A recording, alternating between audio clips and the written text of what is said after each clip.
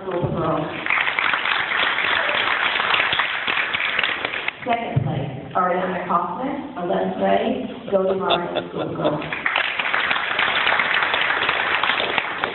Third place, Leah Fleischacker, 11th grade, Golden Martin School Girl.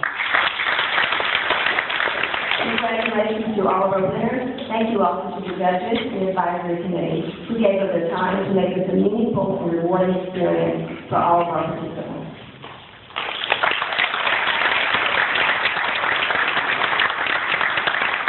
We would now like to ask Naomi Sandberg, a 12th grade student of the Golden Martin School Girls, to come up and speak to her essay.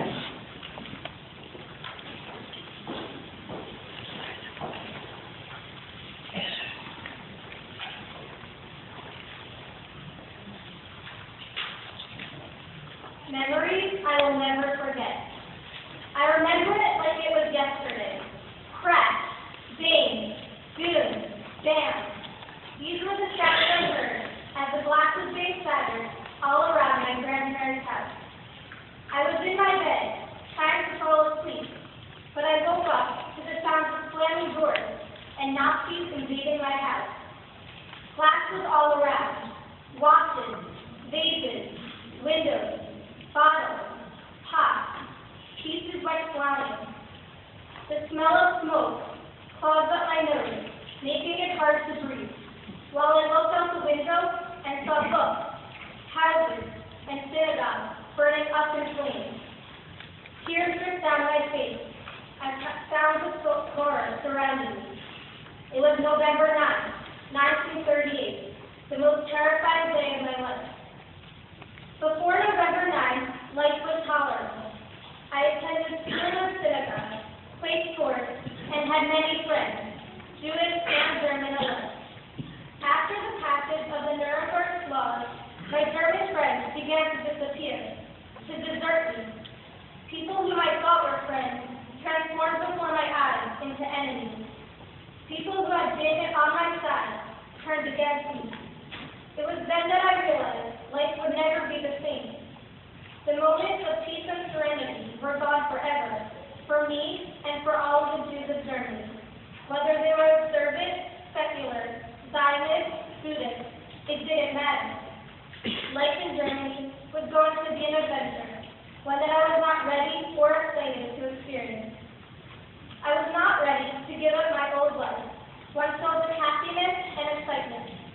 I used to enjoy going to public swimming pools, movie theaters, and studying in my public school.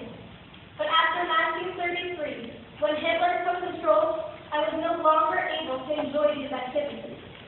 Hitler placed restrictions on Jews, and we no longer had access to parks, restaurants, theaters, stadiums, even some forms of public transportation. This new imposed inferiority caused resentment to bubble up inside me. I was forced to leave my public school and attend a Jewish school. My family was not so observant, but my father and I attended synagogue until it was burned to ashes in 1938. I also remember on Friday night, my family would gather together as my mother lit the Shabbat candles. I think about those moments wistfully, longing for a past I can never retrieve. It was July 1939. I found myself separated from my parents and transported to England via the Kinder transport. I was an only child, only 15 years old, and I was forced to live on my own, away from my parents and friends. I lived with a Jewish family for 5 weeks, but for many reasons, I moved to live with a non-Jewish family.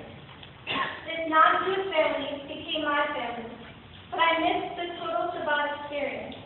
I missed my friends, my family, my school, my traditions, but I knew the past was the past.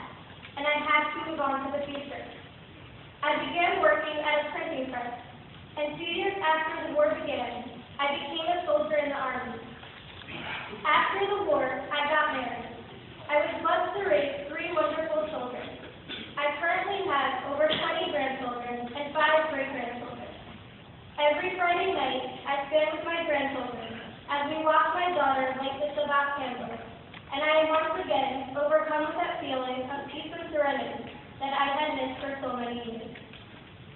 This is the story of my grandfather, Warren Freeman, who currently lives in New York. This essay is written as I, Naomi, and reliving my grandfather's experiences.